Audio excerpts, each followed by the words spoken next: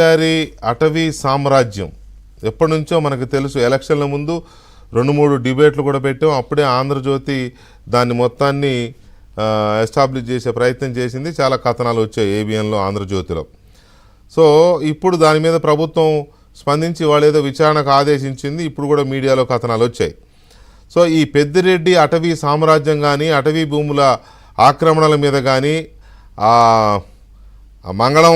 మంగళంపేట అడవుల్లో ఆయన ఆక్రమించుకున్న ఇది కానీ, వీటి మీద మీకున్న సమాచారం కానీ, మీ అనాలిసిస్ కానీ ఏంటి? వెంకటకృష్ణ గారు సార్, ఈరోజు చాలా ప్రధానమైనటువంటి అంశాలు రెండు చూసాం. ఒకటి, ఈనాడు పత్రికలో వచ్చినటువంటి కానీ మన ఛానల్లో ప్రచారం అవుతున్నటువంటి పెద్దిరెడ్డి అటవీ ఆక్రమణకు సంబంధించిన అంశం. రెండోది, ఆయన ఇప్పుడు నిర్వహించినటువంటి ప్రెస్ మీట్. ఇప్పుడు పెద్దిరెడ్డి గారి యొక్క ప్రెస్ మీట్ కోణంలో చూసిన ఈ రోజు పత్రికలు, ముఖ్యంగా ఏబిఎన్ ఛానల్ వారు ప్రచారం చేస్తున్నటువంటి ఈ భూ భాగవతం రెండు చూసినప్పటికీ కూడా ఒక పాయింట్ తేల్చవలసినటువంటి అవసరం ఉంది. ఇక్కడ నేను ఇంతకు మునిపే అక్కడ ఎఫ్ఆర్ఓ పనిచేసినటువంటి ఒక సీనియర్ ఫారెస్ట్ ఆఫీసర్ తో ఒక ½ అన్ అవర్ డిస్కస్ చేశానండి పెద్దిరెడ్డి గారి యొక్క ప్రెస్ మీట్ చూసిన తర్వాత. ఎందుకంటే పెద్దిరెడ్డి కొన్ని పేపర్లు చూపించాడు, అందులో ఏముందో తెలియదు కానీ ఇవి చాలా అథెంటికేటెడ్ డాక్యుమెంట్స్, కేంద్ర ప్రభుత్వంలో ఉన్నటువంటి ఫారెస్ట్ ఆఫీసర్లు ఇచ్చినటువంటి డాక్యుమెంట్స్, ఈ విధమైనటువంటి కొనుగోళ్లు మేము ఎక్కడక్కడ అన్యాయం చేయలేదు, మేము చాలా సత్యవంతులమని ఆయన సర్టిఫై చేసుకుంటూ ఆయన కొన్ని పబ్లిక్ చూపించిన తర్వాత నాకు అనుమానం వచ్చింది. నిజంగానే ఒకవేళ ఈ 295, 296 సర్వే నెంబర్స్ నిజంగానే 75.74 ఏకర్స్ కలిగి ఉందా లేదా ఎక్స్టెంట్, నిజమేనా అన్న అనుమానంతో నేను ఒక ఫారెస్ట్ ఆఫీసర్ని అడిగినప్పుడు ఆయన చెప్పింది ఒకటేనండి, ఈ 295, 296 సర్వే నెంబర్స్ ఏదైతే ఈ రోజు మనం ప్రస్తావన చేస్తే, ఇంకా చాలా ఉన్నాయి సర్వే నెంబర్స్, ప్రస్తుతానికి రెండు గురించి మాట్లాడుకుందాం. ఈ రెండు సంబంధించి గవర్నమెంట్ ఆఫ్ ఇండియాలో అప్పుడు సర్వే చేసినప్పుడు 1923లో సర్వే చేసినప్పుడు తయారు చేసినటువంటి ఫీల్డ్ మ్యాప్లు అండి ఇవి కూడా సెట్ చేశాం. ఇవన్నీ కూడా మనం పూర్తిగా అన్ని అథెంటికేటెడ్ డాక్యుమెంట్స్, సర్టిఫైడ్ కాపీస్ అన్ని నేను ఆల్రెడీ ఆయన మీద 3 సంవత్సరాల నుంచి ఈ అంశం పైన నేను వివిధ ఫోరమ్స్ కి నేను నివేదిస్తున్నాను కాబట్టి దీని యొక్క అథెంటిసిటీ అన్నది ఏంటి అనేది నేను ఈ రోజు చాలా క్లారిఫై చేయాల్సిన అవసరం వచ్చింది. ఈ రెండింటి కాకుండా ఇది fair adangal register is a mother document అంటాం. ప్రతి ఒక్క రెవెన్యూ రికార్డుకి ఇది ఒక మదర్ డాక్యుమెంట్ లాగా డిపార్ట్మెంట్లు కానీ కోర్టులు కానీ ఏదైనా దీన్ని తీసుకోవాల్సి వస్తుంది. ఈ 3 డాక్యుమెంట్లను మనం ప్రామాణికంగా చూసుకున్నప్పుడు ఖచ్చితంగా ఈ 295 సర్వే నంబర్ కేవలం 17 ఎకరాల 69 సెంట్లు అన్ని మాత్రమే ఉంటుందండి. ఇది 17 ఎకరాల 69 సెంట్లు, ఇవన్నీ మనకు డొమైన్ అన్ని ఉన్నాయి.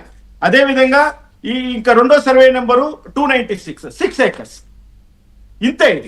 ఈ సర్వే నెంబరు ఇప్పుడు మన పెద్దిరెడ్డి గారి యొక్క రికార్డ్స్ మనము వెరిఫై చేసినప్పుడు ఇదే సర్వే నెంబర్లో ద్వారకనాథ్ రెడ్డి గారి పేరు మీద ఒకే 18 ఎకరాలు, అదే విధంగా ఇందిరమ్మ గారి పేరు మీద 9 ఎకరాలు, పెద్దిరెడ్డి రామచంద్రారెడ్డి గారి పేరు మీద 11 ఎకరాలు, పెద్దిరెడ్డి మిథున్ రెడ్డి గారి పేరు మీద ఈ విధంగా 13 ఎకరాలు, అంటే వాళ్ళ కుటుంబం పేరు మీద అన్ని పేరు డాక్యుమెంట్స్, ఇవన్నీ కూడా పబ్లిక్ డాక్యుమెంట్స్. అంటే సుమారుగా 75.74 ఎకరాలకు సంబంధించి ఈ రికార్డు ఉంది. మరి భూమి మీద ఉన్న ల్యాండ్ ఎంత, దాని మీద ఉన్నటువంటి రికార్డ్ ఎంత, ఆయన అనుభవిస్తున్నటువంటి భూమి ఎంత, ఆ భూమి ఎక్కడి నుంచి పుట్టుకొచ్చింది, ఇది చాలా సమస్యాత్మకమైనటువంటి వెంకటకృష్ణ గారు. నేను ఒక రెవెన్యూ ఆఫీసర్ని అడిగాను, అన్ని ఒక చుట్టూరా ఫారెస్టు, డీప్ ఫారెస్టు, పులులు తిరుగుతుంటాయి, ఏనుగులు తిరుగుతుంటాయి.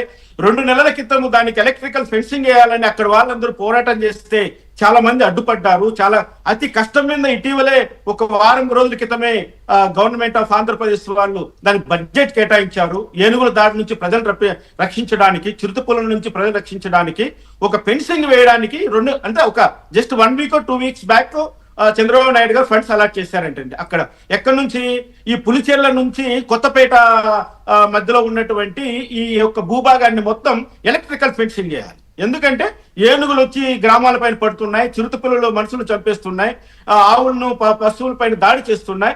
ఇటువంటి సందర్భంలో దీన్ని వాళ్ళు చాలా రోజులు పోరాడి అది ఒక 3 వీక్స్ బ్యాక్ ఫైనలైజ్ అయ్యింది. ఇది అక్కడ ఉన్నటువంటి ప్రజెంట్ సిచ్యువేషన్.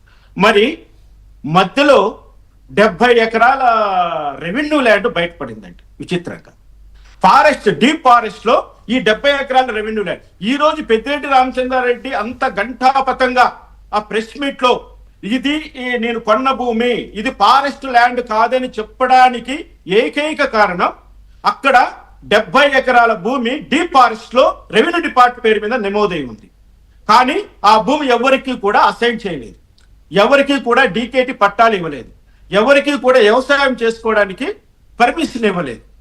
మరి అటువంటప్పుడు ఈ 70 ఎకరాల భూమి పెద్దిరెడ్డి రామచంద్రారెడ్డి గారు 2001లో ఎవరి దగ్గర నుంచి కొనుగోలు చేశాడు, కొనుగోలు చేసిన విధానం ఏ విధమైనది, అది కొనుగోలు చేసేటువంటి ప్రాపర్టీ అయినా లేకపోతే ప్రొహిబిటెడ్ ప్రాపర్టీ, రిజిస్ట్రేషన్ యాక్ట్ ప్రకారం 22A కింద వస్తుందా, ఇటువంటి ప్రశ్నలన్నిటికీ కూడా ఇప్పుడు పెద్దిరెడ్డి గారు సమాధానం ఇవ్వాలి. ఆయన నేను ఆక్రమించలేదని చెప్పలేదు, నేను ఎటువంటి పొరపాటు చేయలేదని చెప్పలేదు, ఆయన నేను లీగల్ గా నేను పర్చేజ్ చేశాను అని చెప్తున్నాడు ఈ రోజు. సరే, ఆరోపణలు వచ్చినప్పుడు అలాగే చెప్తారులేండి. చెప్పడం తప్పు కూడా కాదు, సమర్థించుకోవడము, తనను తాను ప్రొటెక్ట్ చేసుకోవడానికి, లేదా నేను చేసిన తప్పు కాదని చెప్పుకోవడానికి. ఇదే చూడొచ్చు కదా పక్కన విజువల్స్ లో.